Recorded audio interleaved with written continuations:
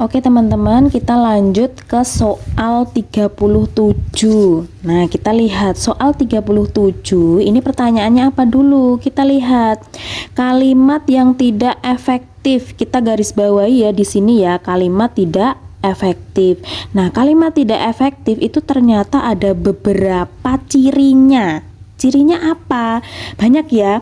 Kalimat tidak efektif itu bisa tidak subjek sama predikat. Jadi dalam sebuah kalimat itu minimal kalimatnya itu unsurnya ada subjek sama predikat. Subjek sama predikat ya. Saya kasih contoh, subjeknya misalnya saya. Oke, saya makan. Sudah, saya makan. Ini subjek, ini predikat. Ini sudah efektif. Tapi kalau misalnya di dalam sebuah kalimat itu nggak ada predikatnya ataupun nggak ada subjeknya. Saya kasih contoh misalnya, saya di dapur. Saya di dapur itu subjek, di dapur ini termasuk unsur keterangan. Terus di dapur ngapain? Jadi itu tidak efektif. Jadi harus efektif kalau memenuhi syaratnya, yaitu SP. Tuh. Lanjut. Kalimat tidak efektif itu bisa jadi karena tidak baku. Tidak baku, nanti fokusnya ke apa? Ke BBI tadi. Misalnya tadi pakainya itu resiko. Padahal ini nggak baku ya, yang baku itu risiko. Risiko itu bisa jadi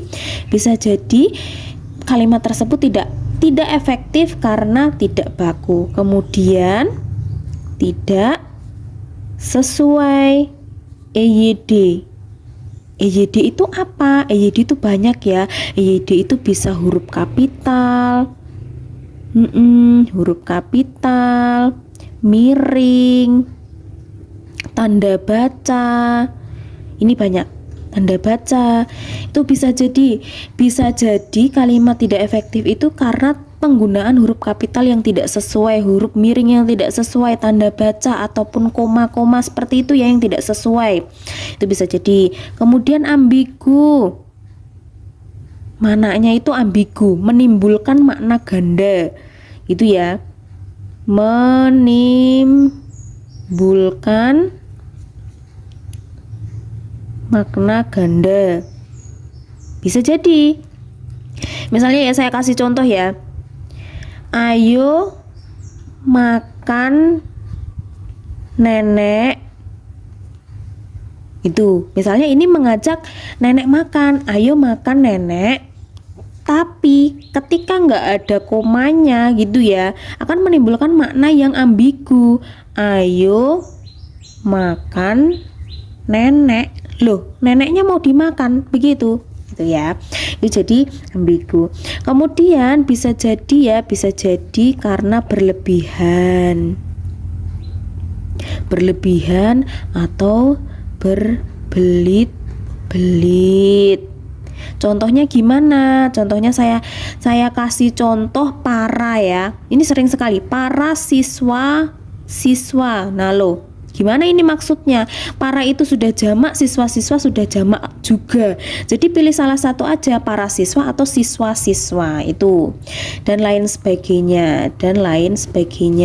Jadi ini untuk contohnya. Tapi yang sering itu memang ini ya. Nanti kita pelajari satu-satu, pelajari ini juga bisa. Ini kalau ini berdasarkan KBBI.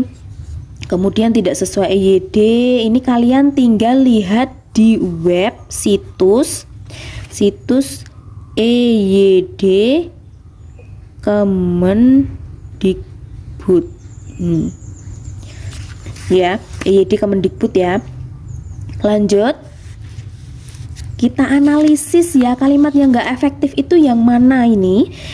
Kita analisis yang 2 sama 7. Jadi langsung aja ketika kalian sudah memahami teorinya, kalian langsung ke opsi aja. 2 ya. Kita analisis 2. Kolaborasi tersebut subjek, bertujuan predikat aman. Mengajak masyarakat Indonesia. Nah, ini ya. Jadi ini termasuk frasa yang berlebihan. Masyarakat Indonesia. Masyarakat itu ketika cuma satu kata saja itu sudah mewakili masyarakat itu banyak. Tapi kok jamak ditambah lagi masyarakat dan Indonesia. Jadi pilih salah satu aja ya. Masyarakat Indonesia gitu aja. Jadi kita sudah nemu 2 ya. 2 masuk. 27. Maka betul ini 27. Kita lihat. Great Eastern Life Indonesia, dan saya pilih Bumi, memulai edukasi kepada masyarakat Indonesia. Masyarakat Indonesia, ini loh pakai masyarakat Indonesia saja, sudah jelas banget ya. Melalui konten media sosial, karena ini perincian ya, media sosial tentang apa aja. Tentang langkah mudah mengurangi sampah yang bisa dimulai dari rumah, mengurangi sisa makanan, mengurangi limbah pakaian, dan berbagai konten edukasi lainnya. Aman ya, aman. Jadi A tidak tepat. Kita lanjut B, karena 2 tadi sudah ketemu. 8 Kolaborasi tersebut juga mengajak masyarakat Indonesia. Diulangi lagi ya. Ini gampang kalau misalnya jenis soal yang seperti ini diulangi kayak gini, ya sudah, ini salah ini. Harusnya mengajak masyarakat Indonesia. Jadi jawabannya apa? Jawabannya B. Begitu. Itu dari kalimat tidak efektif.